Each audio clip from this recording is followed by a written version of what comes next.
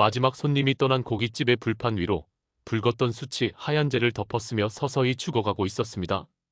꼭 내 지난날 같았죠? 그 잿빛을 물끄러미 바라보는 여자의 지친 옆모습. 나도 모르게 손을 뻗어 설거지물에 불어 거칠어진 그녀의 손등을 가만히 감쌌습니다. 화들짝 놀란 그녀의 눈이 나를 향했을 때 그 안에는 경계심과 함께 어쩔 수 없는 기대감이 함께 일렁이고 있었습니다. 너무 애쓰지 마요. 목구멍까지 차오른 수많은 말을 삼키고 내가 겨우 뱉어낸 한마디. 그 순간 고기 굽는 냄새만 가득하던 이 작은 가게에 우리 두 사람의 외로움이 처음으로 서로의 냄새를 맡기 시작했습니다. 이 인연의 끝이 어디일지 나는 그때 아무것도 알 수 없었습니다. 잠시만요. 본격적인 이야기를 시작하기 전에 구독과 좋아요를 눌러주시길 간곡히 부탁드립니다. 여러분의 참여가 꺼져가는 숯불에도 다시 불씨를 피워 올리는 따뜻한 바람이 됩니다. 감사합니다. 제 이름은 김도준, 나이는 47입니다. 직업은 대한민국에서 가장 큰 육류 프랜차이즈 대한미트의 영업팀 차장. 다들 저를 미다스의 손이라고 부릅니다. 제 손을 거쳐간 망해가는 동네 고깃집들이 세련된 프랜차이즈로 탈바꿈하고 월 매출 수천만 원을 찍는 성공 신화. 그게 제 이름 앞에 붙는 수식어였죠. 깔끔한 수트, 잘 닦인 구두, 그리고 상대방의 허점을 파고드는 날카로운 분석력. 그게 제 무기였습니다. 저는 매일같이 행복한 가족의 외식 공간을 팔러 다닙니다. 시끌벅적한 아이들, 고기를 구워 아내 입에 넣어주는 남편들, 그런 남편을 보며 행복하게 웃는 아내들. 저는 그 완벽해 보이는 풍경을 설계하고 연출하고 팔아서 돈을 멉니다. 하지만 정작 제 저녁 식탁엔 온기라고는 없습니다. 5년 전 일과 결혼한 남자라는 말을 남기고 떠난 아내와 그런 아빠를 닮기 싫다며 유학 간 딸아이의 빈자리. 화려한 성공 뒤에 남은 건 텅 빈 오피스텔의 적막과 편의점 도시락뿐이었습니다. 남의 행복을 만들어주며 정작 자신의 행복은 잃어버린 광대. 그게 바로 저, 김도준의 진짜 얼굴이었죠. 늘 그렇듯 실적 보고와 신규 가맹점 계약으로 정신없던 어느 월요일 아침이었습니다. 부장님이 서류 뭉치 하나를 툭 던져주더군요. 김 차장, 여기 수진이네 고깃집이라고 골칫덩어리 하나 맡아줘. 2달째 우리 고기 대금도 밀리고 있는데 가망 없어 보이면 깔끔하게 정리하고 와. 서류 속 사진에는 수진이네 고깃집이라는 촌스러운 간판과 낡은 외관이 보였습니다. 위치는 재개발 소문만 무성한 낡은 주택가 골목. 누가 봐도 답이 없는 곳이었죠. 이런 가게를 컨설팅하는 건 시간 낭비였습니다. 저는 빠르게 정리하고 보고해야겠다는 사무적인 생각만으로 차 키를 챙겨 그곳으로 향했습니다. 가게 문을 열자 매캐한 연기와 함께 고기 냄새가 확 풍겨왔습니다. 점심시간이 한참 지났는데도 테이블은 텅 비어 있었고 한쪽 구석에서 40 중반쯤으로 보이는 여자가 혼자 묵묵히 테이블을 닦고 있었습니다. 저 사장님 계십니까? 제 목소리에 여자가 돌아봤습니다. 힘없이 묶은 머리, 피곤에 찌든 얼굴, 그리고 사람을 경계하는 듯한 깊은 눈빛. 유독 눈에 들어온 건 팔뚝에 희미하게 남은 멍 자국이었습니다. 순간 멈칫했지만 저는 애써 시선을 거두고 제 명함을 내밀었습니다. 대한미트 영업팀 김도준 차장입니다. 오수진 사장님 맞으시죠? 그녀, 오수진 씨는 제 명함과 얼굴을 번갈아 보더니 마지못해 고개를 끄덕였습니다. 목소리에는 날이 서 있었죠. 고깃값 독촉하러 오셨으면 그냥 두세요. 다음 주까지 어떻게든 마련해 볼 테니까. 아닙니다. 독촉보다는 가게 상황이 어떤지 좀 보려고요. 저희가 컨설팅도 같이 진행해서요. 제 말에 그녀는 피식하고 코웃음을 쳤습니다. 컨설팅이요? 됐어요. 그런 거창한 거 받을 형편 안 됩니다. 그냥 좋은 고기 외상으로 좀 더 주실 수 있나 물어보려고 전화했던 것뿐이에요. 자존심은 강하지만 현실은 절박한 상황. 수없이 봐온 자영업자들의 모습이었습니다. 저는 늘 하던 대로 가게를 훑어보기 시작했습니다. 사장님, 일단 환풍기부터 문제네요. 연기가 안 빠지니 손님들이 옷에 냄새 배는 것부터 걱정할 겁니다. 그리고 고기 저희한테 납품받으시는 최고 등급 목살인데 너무 두껍게 써시네요. 이러면 손님들이 굽기도 어렵고 식감도 질겨집니다. 원가 부담도 심하실 테고. 제 지적이 이어질수록 그녀의 표정은 딱딱하게 굳어갔습니다. 마치 자신의 삶 전체를 부정당하는 사람처럼 보였습니다. 한참을 쏘아보던 그녀가 입을 열었습니다. 그렇게 잘 아시는 분이 왜 여기서 이러고 계세요? 직접 차리시지. 이게 제 일이니까요. 남의 가게 와서 평가하고 숫자 계산하는 게 일이시군요. 참 쉽네요. 그녀의 말에는 날카로운 가시가 돋쳐 있었습니다. 그 가시는 제 심장을 정통으로 찔렀습니다. 참 쉽네요. 그 말이 왜 그렇게 아프게 들렸을까요? 남의 꿈과 인생을 살해 실적으로만 취급해온 제 자신을 들킨 것 같아 얼굴이 화끈거렸습니다. 보통 때 같았으면 그럼 알아서 해보시죠 하고 돌아섰을 겁니다. 그런데 그날은 이상하게 발이 떨어지지 않았습니다. 그녀의 지친 눈빛 속에 숨겨진 절박함, 그리고 세상 누구의 도움도 받지 않으려는 안간힘이 자꾸만 마음에 밟혔습니다. 저녁 장사 시작하시려면 바쁘시겠네요. 식사는 하셨습니까? 여기 된장찌개가 그렇게 맛있다던데 하나 끓여주실 수 있습니까? 밥값은 제대로 치르겠습니다. 제 뜬금없는 제안에 그녀는 잠시 당황한 표정을 짓더니 이내 못 이기는 척 주방으로 들어갔습니다. 잠시 후 보글보글 끓는 뚝배기 하나가 제 앞에 놓였습니다. 별다른 재료 없이 두부와 애호박만 들어간 평범한 된장찌개. 그런데 한 숟갈 떠먹는 순간 저는 그대로 멈춰버렸습니다. 단순한 맛이 아니었습니다. 아주 깊고 따뜻하고 그리운 맛. 마치 어릴 적 할머니가 끓여주시던 세상의 모든 시름을 잊게 해주던 바로 그 맛이었습니다. 프랜차이즈의 정량화된 레시피에서는 절대 흉내낼 수 없는 시간과 진심이 담긴 맛. 이 찌개는 정말 맛있네요. 저도 모르게 진심이 튀어나왔습니다. 제 칭찬에 그녀의 날선 표정이 아주 미세하게 부드러워지는 것을 저는 보았습니다. 그 순간 저는 깨달았습니다. 이 가게의 진짜 무기는 최고 등급 고기가 아니라 바로 이 된장찌개 하나에 담긴 주인의 진심이라는 것을. 그리고 저는 처음으로 일이 아닌 호기심으로 그녀에게 질문을 던졌습니다. 사장님, 혹시 제가 좀 도와드려도 되겠습니까? 제 말에 그녀는 다시 경계심 가득한 눈으로 저를 바라봤습니다. 그 눈빛은 마치 당신을 어떻게 믿죠? 라고 묻는 것 같았습니다. 그 눈빛 앞에서 성공률 100%를 자랑하던 영업차장 김도준은 처음으로 할 말을 잃고 말았습니다. 숫자와 데이터가 아닌 사람의 마음을 얻는 법을 완전히 잊고 살았다는 것을 저는 그날 그 허름한 고깃집에서 깨닫고 있었습니다. 제 물음은 허공에 흩어졌습니다. 그녀는 저를 동정심에 가득 찬 상류층의 위선적인 시선으로 보는 듯 했습니다. 냈습니다. 그녀의 목소리는 차가웠습니다. 차장님 눈에는 제가 그렇게 한심해 보입니까? 동정은 사양하겠습니다. 이 가게가 망하든 말든 그건 제가 알아서 할 일입니다. 그녀는 제 도움의 손길을 모욕으로 받아들이는 듯 했습니다. 그 꼿꼿한 자존심이 위태로워 보여 오히려 더 마음이 쓰였습니다. 보통 때 같았으면 그럼 그러시든가 하고 돌아섰을 테지만 제 앞에는 아직 온기가 남은 된장찌개 뚝배기가 놓여 있었습니다. 저는 시선을 그 뚝배기에 고정한 채 말했습니다. 동정 아닙니다. 솔직히 말씀드리죠. 사장님 가게가 망하든 말든 제 실적 보고서에 정리라고 한 줄 쓰면 그만입니다. 저와는 큰 상관없는 일이죠. 제 냉정한 말에 그녀의 얼굴이 살짝 굳었습니다. 저는 그제야 그녀를 똑바로 쳐다보며 말을 이었습니다. 하지만 이 찌개 맛을 그냥 묻히기엔 너무 아깝습니다. 이건 동정이나 일이 아닙니다. 이 된장찌개에 대한 맛을 아는 사람으로서의 최소한의 예의입니다. 처음이었습니다. 제가 일이 아닌 예의라는 단어를 입에 올린 것은 동정이 아닌 존중의 표현에 그녀의 단단한 성벽에 아주 작은 균열이 가는 것이 보였습니다. 저는 그 틈을 놓치고 싶지 않았습니다. 그러니 제안 하나 하죠. 오늘 가장 바쁜 저녁 시간, 딱 2시간만 제가 홀서빙을 돕겠습니다. 공짜로요. 뭐라고요? 대신 사장님은 아무것도 하지 말고 주방에서 손님들 반응만 지켜보세요. 제가 사장님 가게의 진짜 무기가 뭔지 증명해 보이겠습니다. 2시간 뒤에 제가 틀렸다고 생각되면 그때는 군소리 없이 돌아가죠. 믿져야 본전 아닙니까? 제 파격적인 제안에 그녀는 한참 동안이나 저를 쏘아봤습니다. 그 눈빛 속에서는 의심과 혼란, 그리고 아주 작은 희망이 뒤섞여 싸우고 있었습니다. 길고 긴 침묵 끝에 그녀는 마침내 작은 목소리로 대답했습니다. 마음대로 해요. 대신 유니폼은 없으니까 앞치마나 두르시든가. 그렇게 저의 기묘한 이중생활이 시작되었습니다. 저는 입고 있던 비싼 수트 재킷을 벗어 의자에 걸치고 와이셔츠 소매를 걷어붙였습니다. 그녀가 건네준 여기저기 음식물이 튀어 얼룩진 낡은 앞치마를 허리에 둘렀습니다.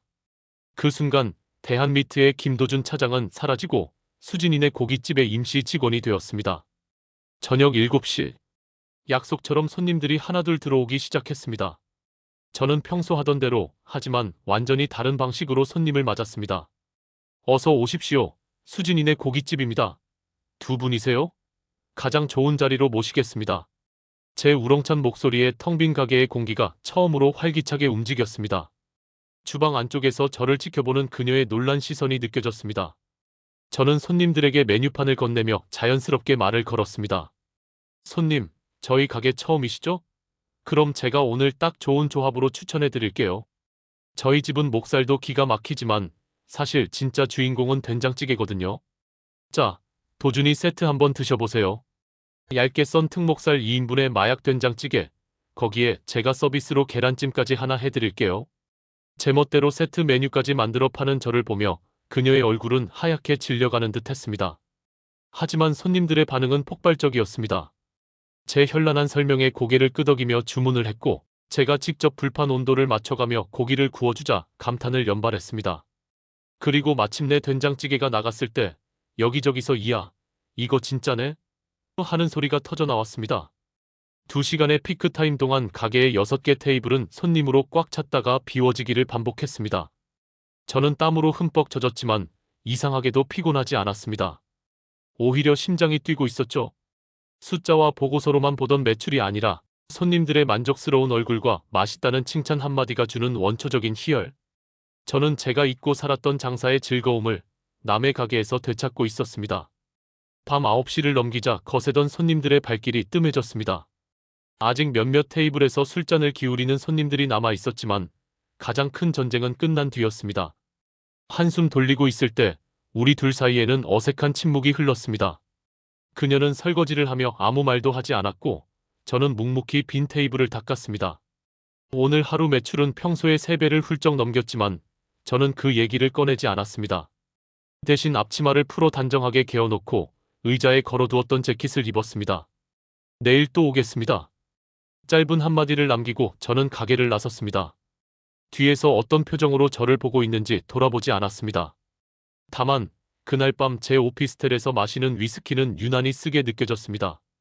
다음 날도 그 다음 날도 저는 그녀의 가게로 출근했습니다. 낮에는 김도준 차장으로, 밤에는 도준이 아저씨로. 우리의 기묘한 동업은 그렇게 며칠간 이어졌습니다. 우리는 여전히 서로의 사적인 부분에 대해서는 묻지 않았습니다. 그저 가게에 대한 이야기만 나눴죠. 새로운 반찬을 개발하고 고기 숙성 방법을 바꾸고 점심 특선 메뉴를 만드는 일들. 그녀는 처음에 경계심을 조금씩 허물고 제 의견을 받아들이기 시작했고, 저는 그녀가 가진 요리에 대한 고집과 진심을 존중하게 되었습니다. 우리는 어느새 사장과 컨설턴트가 아닌 같은 목표를 가진 동지가 되어가고 있었습니다. 그러던 어느 금요일 밤이었습니다. 그날은 유난히 장사가 잘 돼 마감 시간을 훌쩍 넘겨서야 가게를 정리할 수 있었습니다. 둘 다 파김치가 되어 마지막 테이블을 닫고 있을 때 그녀가 먼저 말을 꺼냈습니다. 저기 차장님. 아니죠. 그녀는 저를 어떻게 불러야 할지 몰라 망설이고 있었습니다. 그냥 편하게 불러요. 도준 씨라고 하든 뭐라고 하든. 고마워요. 여러모로. 그녀의 첫 감사의 말이었습니다. 저는 피식 웃으며 냉장고에서 소주 한 병과 컵 2개를 꺼냈습니다. 감사하면 소주 한 잔 사시든가. 그렇게 우리의 첫 술자리가 시작되었습니다. 마지막 손님이 떠난 고깃집의 불판 위로 붉었던 숯이 하얀재를 덮었으며 서서히 죽어가고 있었습니다.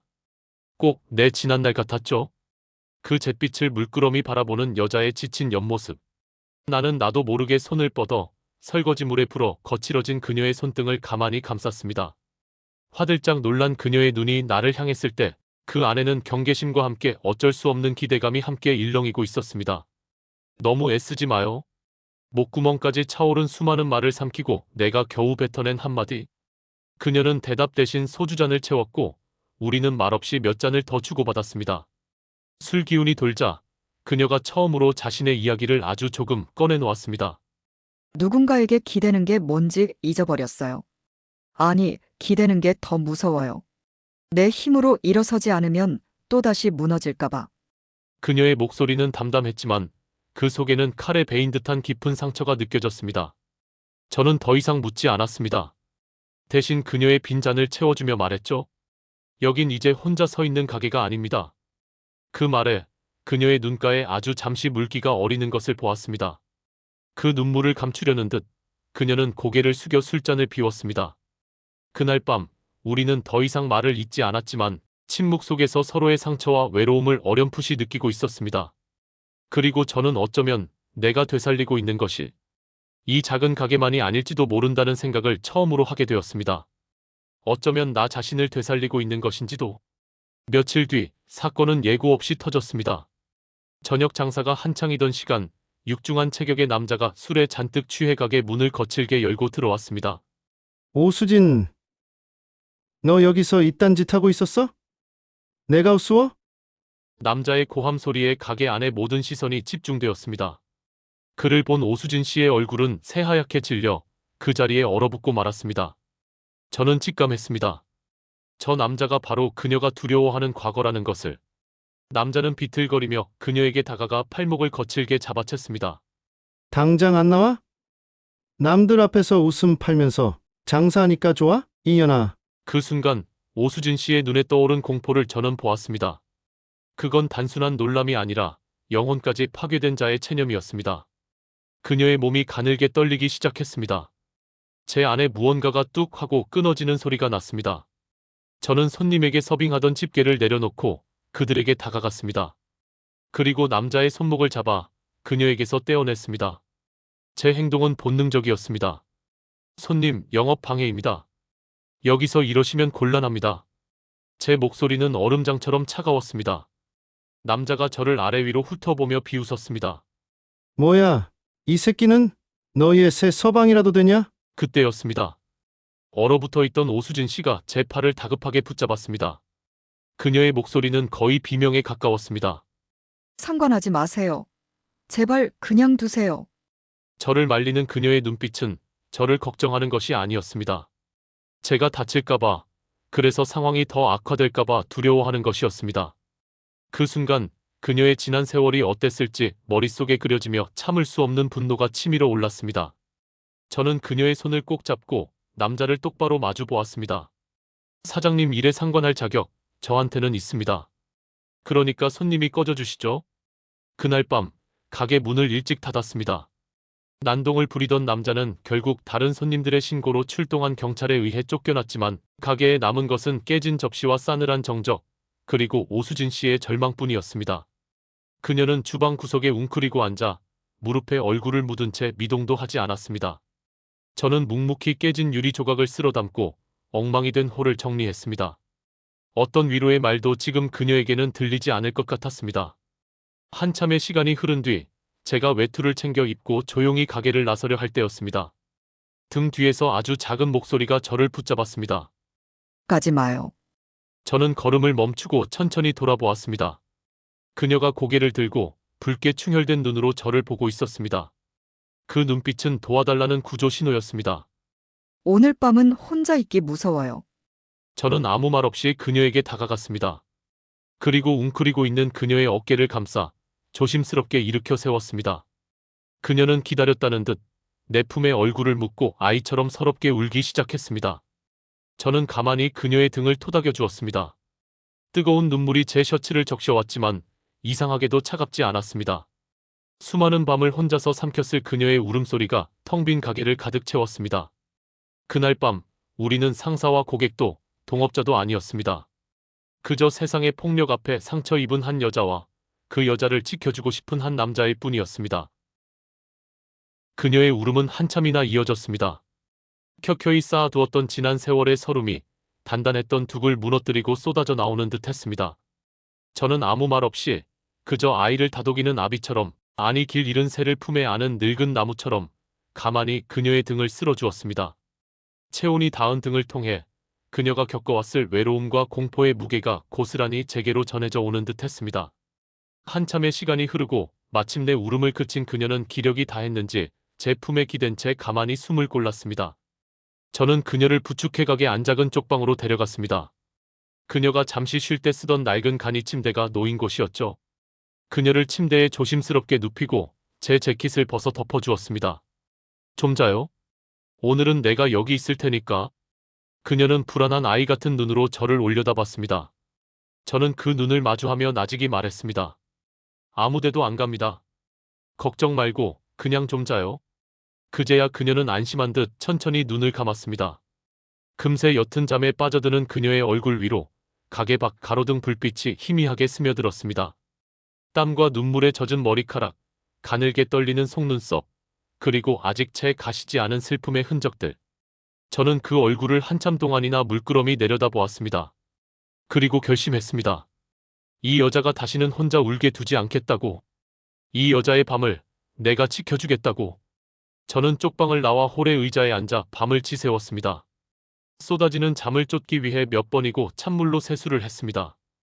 텅 빈 가게, 숯불 꺼진 화로, 그리고 어둠 속에서 들려오는 그녀의 고른 숨소리. 그 밤의 풍경은 이상하게도 제게 지난 5년간 단 한 번도 느껴보지 못했던 평온함을 주었습니다. 누군가를 위해 밤을 새우고 누군가를 지켜주고 있다는 사실이 공허했던 제 삶을 조금씩 채워주는 것 같았습니다. 다음 날 아침 굳은 몸을 일으키는데 쪽방 문이 열리고 그녀가 나왔습니다. 밤새 퉁퉁 부은 눈이었지만 어제의 절망은 조금 거친 얼굴이었습니다. 저를 발견한 그녀의 얼굴에 스치는 어색함과 고마움, 그리고 미안함이 뒤섞인 복잡한 표정. 밤새 여기 있었어요? 네. 혹시나 해서. 우리는 잠시 할 말을 잃고 서로를 바라봤습니다. 밤사이 우리 사이의 벽은 완전히 허물어져 버렸습니다. 더 이상 감출 것도 꾸며낼 것도 없는 서로의 가장 약한 모습을 봐버린 사이가 된 것이죠. 어색한 침묵을 깬 건 저였습니다. 해장해야죠. 속이 말이 아닐 텐데. 저는 일부러 더 밝게 웃으며 말했습니다. 이럴 땐 사장님 된장찌개가 약인데. 한 뚝배기 끓여주실 수 있습니까? 제 말에 그녀의 얼굴에 아주 오랜만에 희미한 미소가 떠올랐습니다. 그 미소 하나에 밤새 쌓였던 피로가 눈 녹듯 사라지는 기분이었습니다. 그날 아침 우리는 나란히 앉아 김이 모락모락 나는 된장찌개를 나눠 먹었습니다. 어제와 똑같은 찌개였지만 맛은 전혀 달랐습니다. 그건 그냥 음식이 아니라 서로의 상처를 보듬어주는 따뜻한 위로였습니다. 그날 이후 모든 것이 달라졌습니다. 우리의 관계는 이제 동업이나 동지라는 말로는 설명할 수 없는 것이 되어버렸습니다. 그녀는 더 이상 저를 경계하지 않았고 저는 더 이상 그녀의 가게를 일로 대하지 않았습니다. 가게는 우리의 집이자 아지트가 되었습니다. 주말이면 저는 아침 일찍 가게로 가 낡은 환풍기를 손보고 삐걱거리는 의자 다리를 고쳤습니다. 그녀는 그런 저를 위해 정성껏 점심을 차려주었죠. 우리는 함께 장을 보러 갔고 신메뉴를 개발한다며 마주 앉아 웃고 떠들었습니다. 그녀의 웃음소리가 가게 안에 울려 퍼질 때마다 저는 잊고 살았던 행복이라는 감정을 떠올렸습니다.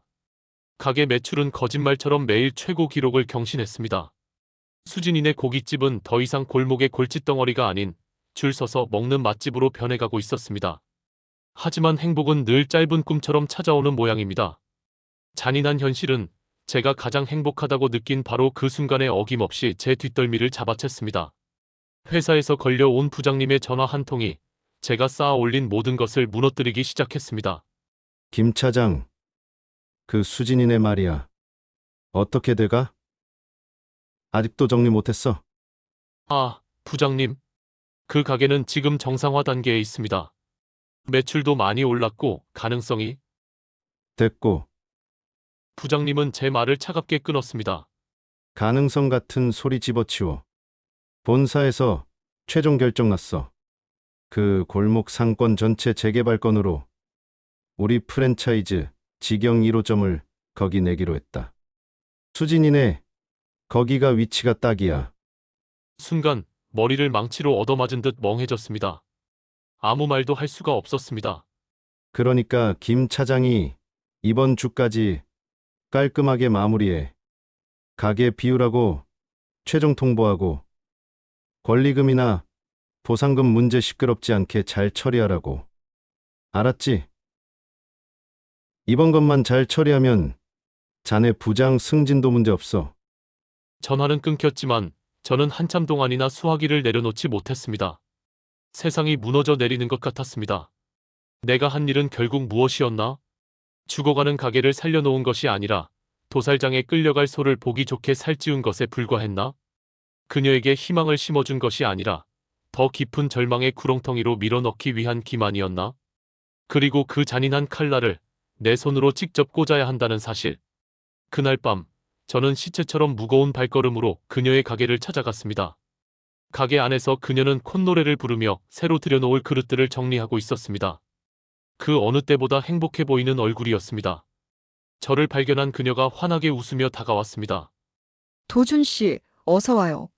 이것 좀 봐요. 오늘 번 돈으로 그릇 싹 바꿨어요. 이제 손님들한테 더 예쁘게 담아줄 수 있겠다. 그녀는 아이처럼 자랑하며 제게 새 그릇을 보여주었습니다. 그 해맑은 얼굴을 마주하자 차마 입이 떨어지지 않았습니다. 이 모든 게 곧 끝장입니다. 라는 말을 어떻게 할 수 있을까요? 저는 억지로 웃으며 고개를 끄덕였지만 심장은 갈기갈기 찢어지는 것 같았습니다. 그날따라 가게는 마지막까지 손님들로 북적였습니다. 마감을 하고 둘만 남았을 때 그녀가 소주 한 병을 들고 와 제 앞에 앉았습니다. 도준 씨, 오늘 무슨 일 있어요? 아까부터 표정이 안 좋네. 귀신같이 제 속을 알아채는 그녀의 눈빛 앞에서 저는 더 이상 버틸 수가 없었습니다. 진실을 말할 용기는 없었고 이대로 그녀를 떠나보낼 수도 없었습니다. 이 짧은 행복을 단 하룻밤이라도 온전히 느끼고 싶다는 이기적인 욕망이 제 온몸을 사로잡았습니다. 저는 말없이 그녀에게 다가가 떨리는 손으로 그녀의 얼굴을 감쌌습니다. 놀란 그녀의 눈. 저는 그대로 고개를 숙여 그녀의 입술을 찾았습니다. 처음에는 그저 위로 같았던 입맞춤. 하지만 그 안에는 차마 말하지 못한 제 절망과 그녀를 잃고 싶지 않은 간절함, 그리고 이 순간이 영원하길 바라는 애원이 모두 담겨 있었습니다. 입맞춤은 점점 깊어졌고 우리는 숨가쁘게 서로를 탐했습니다. 옷깃이 스치고 거친 숨소리가 뒤섞이고 테이블 위에 소주잔이 위태롭게 흔들렸습니다. 그녀도 더 이상 저를 밀어내지 않았습니다. 오히려 제 목을 감싸 안으며 자신의 모든 것을 제게 맡겼습니다. 우리는 비틀거리며 가게 안쪽 방으로 향했습니다. 좁은 간이 침대 위에서 우리는 세상의 모든 소음과 내일의 절망을 지워버리려는 듯 격렬하게 서로의 몸을 끌어안았습니다. 그건 단순한 정사가 아니었습니다. 서로의 상처를 핥아주고 외로움을 삼켜버리고 하나의 영혼이 되려는 처절한 몸부림이었습니다. 땀과 눈물이 뒤섞인 채 그녀의 뜨거운 숨결을 느끼며 저는 이 밤이 끝나지 않기만을 간절히 기도했습니다. 다음 날 아침 먼저 잠에서 깬 건 저였습니다. 제 팔을 베고 새근새근 잠든 그녀의 얼굴은 더없이 평화로워 보였습니다. 지난밤의 흔적이 남아있는 그녀의 어깨와 곤히 잠든 얼굴을 보자 가슴이 미어질 듯 아파왔습니다. 이 평화를 내가 곧 깨뜨려야 한다는 사실 때문에. 그때 그녀가 천천히 눈을 떴습니다. 잠이 덜 깬 얼굴로 저를 보더니 세상에서 가장 행복한 미소를 지었습니다. 그리고 제 뺨을 부드럽게 쓰다듬으며 속삭였습니다. 이제 정말 다 괜찮을 것 같아요. 도준 씨만 내 곁에 있으면. 그 순간 저는 그녀의 눈을 똑바로 볼 수가 없었습니다. 그녀의 신뢰와 사랑이 세상 그 어떤 비수보다 더 날카롭게 제 심장을 꿰뚫고 있었습니다. 저는 그녀의 행복한 미소 아래에서 차마 입에 담을 수 없는 선고를 내려야 할 준비를 하며 지옥 같은 아침을 맞이하고 있었습니다. 이제 정말 다 괜찮을 것 같아요. 도준 씨만 내 곁에 있으면. 그녀의 목소리는 아침 햇살처럼 따스하고 솜털처럼 부드러웠습니다. 하지만 그 한마디는 제 심장에 박힌 수천 개의 유리 조각을 한꺼번에 뒤흔드는 것처럼 고통스러웠습니다. 저는 차마 그녀의 얼굴을 마주보지 못하고 그저 마른 입술만 달싹였습니다. 이 행복을, 이 여자의 믿음을 내 손으로 박살내야 하는 시간이 오고야 만 것입니다. 그날 아침 우리는 아무 일 없었다는 듯 함께 가게 문을 열고 장사 준비를 시작했습니다. 하지만 공기는 이전과 달랐습니다. 그녀는 연신 콧노래를 흥얼거렸지만 저는 말수가 극단적으로 줄어들었습니다. 제 안에서는 수만 번의 전쟁이 일어나고 있었습니다. 어떻게 말해야 할까? 오늘이 아니면 안 될까? 차라리 이대로 영원히 도망칠 수는 없을까? 제 그늘을 먼저 알아챈 것은 역시 그녀였습니다. 점심 장사가 끝나고 한가해진 틈, 그녀는 제 앞에 따뜻한 커피 한 잔을 내려놓으며 조심스럽게 물었습니다. 도준 씨, 아침부터 계속 무슨 일 있는 거죠? 나한테 말 못할 일이라도 있어요? 그녀의 걱정스러운 눈빛. 더 이상은 미룰 수 없었습니다. 이 기만을 계속하는 것은 그녀의 순수한 믿음을 더욱 더럽히는 짓일 뿐이었습니다. 수진 씨, 잠깐 바람 좀 쐬면서 얘기할까요? 우리는 나란히 가게 밖으로 나와 목적지 없이 낡은 골목길을 걸었습니다. 가을로 접어드는 바람이 제법 서늘하게 뺨을 스쳤습니다. 몇 걸음이나 걸었을까? 저는 마침내 우뚝 걸음을 멈추고 그녀를 돌아봤습니다. 그리고 제 인생에서 가장 어렵고 가장 잔인한 말을 꺼냈습니다. 내가 수진 씨 가게를 정리하라는 지시를 받았습니다. 네. 우리 회사 대한미트에서 이 골목 전체를 재개발해서 바로 이 자리에 프랜차이즈 직영점을 내기로 했습니다. 제 말을 이해하는 데는 그리 오랜 시간이 걸리지 않았습니다. 그녀의 얼굴에서 핏기가 가시는 것이 보였습니다. 환하게 빛나던 눈동자가 순식간에 초점을 잃고 텅 비어갔습니다. 그녀의 입술이 가늘게 떨렸습니다. 그게 무슨 말이에요? 당신이 나를 도와준 게 아니었어요? 도와준 거 맞습니다. 진심이었습니다. 하지만 저는 몰랐습니다. 회사의 계획을 정말입니다. 제 변명은 공허하게 흩어졌습니다. 그녀의 눈에 차오르기 시작한 것은 슬픔이 아니었습니다. 그보다 더 깊고 차가운 배신감이었습니다. 그녀를 지옥으로 몰아넣었던 전 남편의 얼굴과 지금 제 얼굴이 겹쳐 보이는 듯 했습니다. 결국 당신도 똑같았군요. 그녀의 목소리는 얼음처럼 차가웠습니다. 나한테 희망을 줬던 게 더 쉽게, 더 잔인하게 무너뜨리려고 그랬던 거였어요? 아닙니다. 수진 씨, 그건 정말 아니에요. 저는 그녀의 팔을 잡으려 했지만 그녀는 경멸하듯 제 손을 뿌리쳤습니다. 그녀의 눈에서는 뜨거운 눈물이 쏟아져 내렸습니다. 내 팔에 있던 멍 자국 봤죠? 그 멍, 나를 때린 그 인간도 처음엔 당신처럼 다정했어요. 나를 구해줄 것처럼 굴다가 결국엔 나를 망가뜨렸어. 당신이 한 짓이 그것과 뭐가 달라요? 내 꿈을, 내 마지막 희망을 당신이 전부 짓밟은 거야. 그녀의 절규는 비수가 되어 제 심장에 박혔습니다. 저는 아무 말도 할 수 없었습니다. 그 어떤 변명도 그녀가 받은 상처 앞에서는 구차한 소음일 뿐이었습니다. 그녀는 눈물을 닦지도 않은 채 저를 노려보며 마지막 말을 뱉었습니다. 다시는 내 눈앞에 나타나지 마요. 제발 꺼져줘요. 그 말을 끝으로 그녀는 돌아서서 가게로 뛰어갔습니다. 잠시 후 가게 안에서 와장창하고 무언가 깨지는 소리가 들려왔습니다. 아마 그녀가 가장 아끼던 새 그릇이었을 겁니다. 저는 그 자리에 얼어붙은 채 아무것도 할 수 없었습니다. 그날 이후 저는 그녀의 가게에 가지 못했습니다. 회사에 병가를 내고 며칠 동안 오피스텔에 틀어박혀 술만 마셨습니다. 수진 씨는 어떻게 됐을까? 가게는 어떻게 됐을까? 하지만 찾아갈 용기가 나지 않았습니다. 저는 그녀의 구원자가 아니라 가장 잔인한 가해자였으니까요. 며칠 뒤 지옥 같은 숙취를 뚫고 회사에 출근했을 때 부장님이 저를 불렀습니다. 김 차장, 수진이네 거는 어떻게 됐어? 이번 주까지 마무리하라고 했잖아. 왜 말이 없어? 설마 그 여자랑 무슨 일이라도 있었던 거야? 쓸데없는 감정 노름 하지 말고 일 똑바로 처리해. 부장의 다그침에 저는 비로소 결심을 굳혔습니다. 책상으로 돌아온 저는 밤을 새워 무언가를 준비하기 시작했습니다. 수진이네 고깃집의 시간대별, 메뉴별 매출 분석 자료, 주변 상권 유동인구 데이터, 그리고 결정적으로 이번 재개발 프로젝트의 허점을 담은 회사 내부 보고서까지 제 모든 경력과 노하우를 녹여낸 마지막 보고서였습니다. 다음 날 아침, 저는 부장실이 아닌 사장실의 문을 두드렸습니다. 그리고 제 인생을 건 도박을 시작했습니다. 사장님, 수진이네 고깃집 상권에 직영점을 내는 건 명백한 오판입니다. 저는 수진이네 고깃집이 지난 한 달간 이뤄낸 매출 성장 그래프와 그 가게의 된장찌개가 가진 무형의 가치를 데이터로 증명해 보였습니다. 그리고 직영점 대신 수진이네 고깃집 같은 진정성 있는 로컬 맛집을 발굴해 투자하고 상생하는 새로운 프랜차이즈 모델을 제시했습니다. 당연히 사장의 반응은 냉담했습니다. 김 차장, 지금 제정신인가? 일개 동네 가게 때문에 회사 전체 프로젝트를 바꾸자는 건가? 그때 저는 마지막 카드를 꺼냈습니다.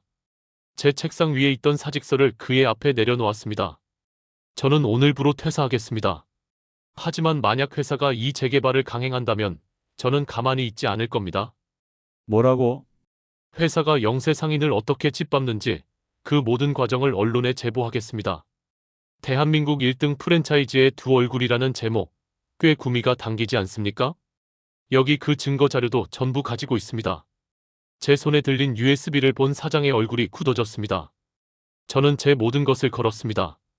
제 커리어, 퇴직금, 명성 그 모든 것을 오수진이라는 여자 한 사람과 맞바꾸기로 한 것입니다. 그 후 어떻게 되었냐고요? 회사는 결국 한 발 물러섰습니다. 대기업의 갑질이라는 이미지는 그들에게 치명적이었으니까요. 재개발 계획은 백지화되었고 대신 수진이네 고깃집의 장기, 저리 대출 및 식자재 지원을 해주는 상생 협약을 맺는 것으로 마무리되었습니다. 물론 저는 그날로 회사를 나왔습니다. 저는 수진 씨에게 이 사실을 알리지 않았습니다. 그녀가 저를 용서할 리 없다고 생각했고 제 행동이 값싼 동정으로 비치길 원치 않았습니다. 저는 그렇게 그녀의 삶에서 조용히 사라졌습니다. 핸드폰 번호를 바꾸고 오피스텔을 정리해 작은 변두리 동네로 이사했습니다. 화려했던 수트를 벗고 낡은 작업복을 입은 채 동네 정육점에서 고기를 써는 일을 시작했습니다. 이상하게도 마음은 편했습니다. 남의 행복을 파는 삶이 아니라 내 손으로 정직하게 무언가를 만지는 삶. 잃어버렸던 제 자신을 되찾은 기분이었습니다. 그렇게 2계절이 지났을까? 늦은 저녁, 정육점 문을 닫고 있는데 가게 앞에 낯익은 그림자가 서 있었습니다. 숨이 멎는 것 같았습니다. 오수진 씨였습니다. 전보다 조금 야위었지만 훨씬 단단하고 평온해 보이는 얼굴. 그녀는 말없이 저를 바라보고 있었습니다. 제가 어떤 말을 해야 할지 몰라 우두커니 서 있는데 그녀가 제게 다가와 작은 보온 도시락통을 내밀었습니다. 된장찌개 끓여놨어요. 그녀의 목소리는 여전히 따뜻했습니다. 가게 다시 일어섰어요. 전부 당신 덕분인 거 다른 사람한테 전해 들었어요. 왜 그렇게까지 했어요? 저는 차마 고개를 들 수 없었습니다. 그녀가 제 손을 잡았을 때 제 손은 고기 기름과 피 냄새로 얼룩져 있었습니다. 하지만 그녀는 더 꽉 제 손을 잡아주었습니다. 집에 가서 같이 먹어요. 집이라는 그 한마디. 그 순간 제 지난 모든 후회와 상처가 눈 녹듯 사라지는 것을 느꼈습니다. 저는 천천히 고개를 들었습니다. 그녀의 눈에 원망은 없었습니다. 그 대신 모든 것을 이해한다는 깊고 따뜻한 용서가 담겨 있었습니다. 저는 아주 오랜만에 진심으로 웃었습니다. 꺼진 숯불도 다시 봐야 한다고 했던가요? 제 속에 숨겨진 불씨처럼 우리의 시간은 끝이 아니라 새로운 시작이었습니다. 저는 그날 밤 그녀가 끓여준 세상에서 가장 맛있는 된장찌개를 먹으며 내가 평생을 바쳐 지켜야 할 진짜 내 집을 찾았음을 깨달았습니다. 성공을 파는 삶이 아니라 사랑을 지키는 삶. 그것이 47의 나이에 제가 비로소 찾아낸 삶의 이유였습니다. 이 이야기가 마음에 드셨다면 구독과 좋아요 부탁드립니다. 여러분의 삶에도 꺼진 숯불 속에서 다시 피어나는 불씨 같은 사랑이 찾아오기를 진심으로 응원하겠습니다.